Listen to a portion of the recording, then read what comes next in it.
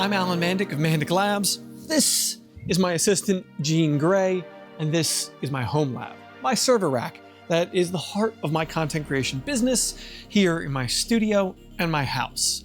Now, I was doing a video about the brand new Ubiquiti UNAS Pro. I just stumbled over that word quite a bit. And I started to do a breakdown of everything that's in my server rack and explained it a little bit, as some folks have asked me for more information about all of this. Then I realized that was bogging down the video about the UNAS Pro way too much. So that's what this is. I'm going to take you folks on a tour through my server rack, my home lab, and give you a few ideas about how I have it set up, why I have it set up this way, and how it works for me. I struggled a fair bit with how I wanted to set up this rack, and I landed on a top-down configuration. So the first unit on down should be the order that my network is in, as best as I felt I could do. At the very top of the rack is the UCI from Ubiquiti. This is their cable internet appliance, gateway, modem, whatever you want to call it. That connects to my Xfinity Comcast cable internet, which is unfortunately the fastest thing that I can get here at 1.2 gigabit down and a whopping 40 megabit upload speeds.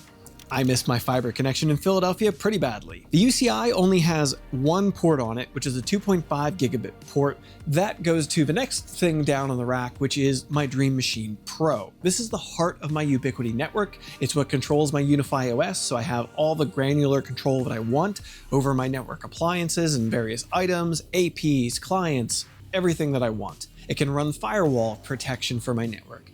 It also is an NVR. I have it set up with a 16 terabyte hard drive to record 24/7 from all the cameras around the house for weeks at a time without overlapping footage, and I can pull up events whenever I need. The only problem I have with the Dream Machine is it's a little bit older unit. I've had it for a while. The WAN port, the in port for the network connection, is 1 gigabit. So it actually has been bottlenecking my download speed on my internet since we moved in here. So what I'm doing to get around that now is I put an SFP Plus 2 RJ45 adapter into that. So now I have the SFP port on the Dream Machine Pro plugged into the UCI with its 2.5 gigabit port, so I'm no longer bottlenecked by that. I can actually test this out. I ran a before speed test on my network connection, and I was below 1 gigabit per second download speeds then. I then ran an after test with that SFP adapter in there, and I'm getting 1300 megabit download speeds. So I am actually doing better than my rated speed on my internet here. So I was absolutely bottlenecked by that 1 gigabit port I was using before. Below the Dream Machine, I'm throwing in a comb panel from Ubiquiti to match the whole setup, and this is going to allow me to pass the SFP cables through here for what comes next in the rack, and that is the aggregation switch. This is going to be the thing that really forks and branches out my network here. I'm going to use it to connect, as I said, up to my office with the 10 gigabit connection, so I should have faster connection to the UNAS from my office, as well as the 2 Unraid boxes that I already have inside of the server rack, 2 NASs that I built myself. They will also have 10 gigabit. Below that, I left 2 U's worth of space, and then I put in my Pro Max 24 port switch. This is connected to 2.5 gigabit connections to my Wi-Fi 7 access point here in the studio and in the house, as well as to my security cameras and any of the wired connections I have around here, aside from my office now, which is going to go directly to the aggregation switch. Underneath of that is just the 24 port patch panel for that switch just to connect to have a nice clean look, and so I can have all the wires heading back toward the back of the rack to the various hardware around the house. Now that 2U space that I left in there, I left that for the UNAS. This is a little out of order.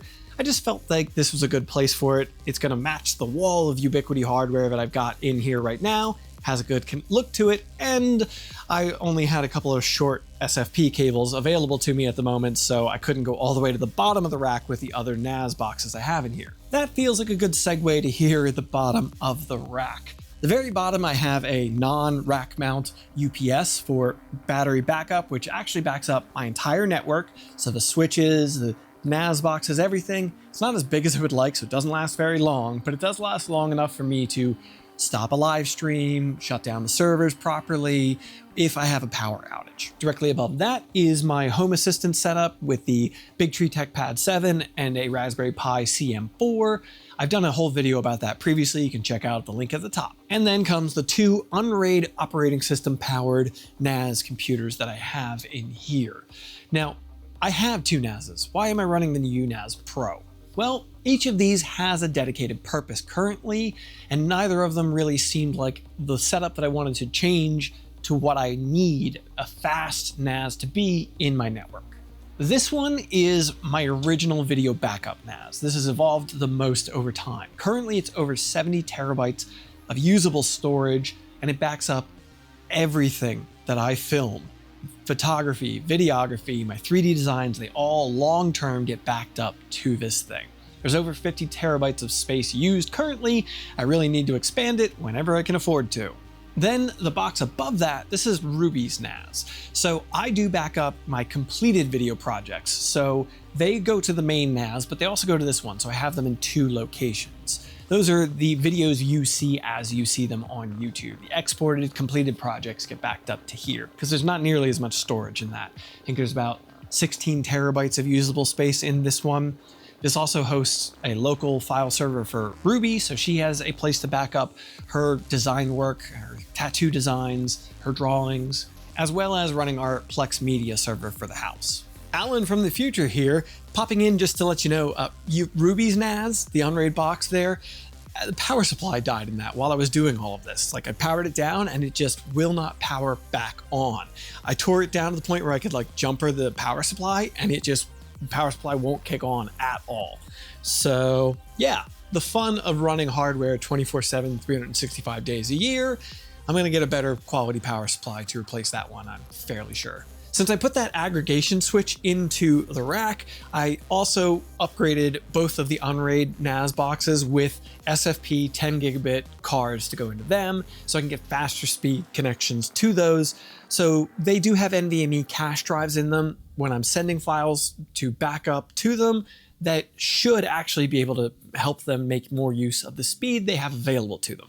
And I think the only other item I didn't really mention is there's a pair of server shelves in here. One I used to have a 3D printer on inside of here. Now I just kind of use it to collect parts when I'm in between projects inside of this rack. And then I have a single 1U PDU here, power delivery unit, which is just a fancy power strip and surge protector. There's all the stuff in the bottom is plugged in directly to the UPS. Then this is plugged into the UPS and all the stuff at the top plugs into this just to kind of make wire cable management a little easier. And if I really need to like power cycle all of the rack as far as the networking is concerned, I can flip a switch on that. I feel like one question I sometimes get about this whole setup is why Ubiquiti hardware? I used to have stuff I picked up at local salvage yards, literally, and things I bought on eBay, managed switches that I wasn't even managing, and they met my needs okay. But now I have quite a bit of fairly expensive hardware for a single person business operation here. Ruby runs her business out of her house too. Selena has her artwork she does, but the reality is I'm the one making the strongest use of this stuff and I am nowhere near maxing it out. But what I can say is, one thing I run into a lot is I have a lot of client devices. I've got a dozen 3D printers right now. Usually I have upwards of 30 of them, depending on where I'm at in a review cycle or how a studio is set up. And being able to jump into Unify OS and just quickly grab an IP address or lock a 3D printer to the access point here in the studio or up in my office to the one up there and fix the IP address to it so I can just easily always access that thing and not have to worry about the IP address changing on me.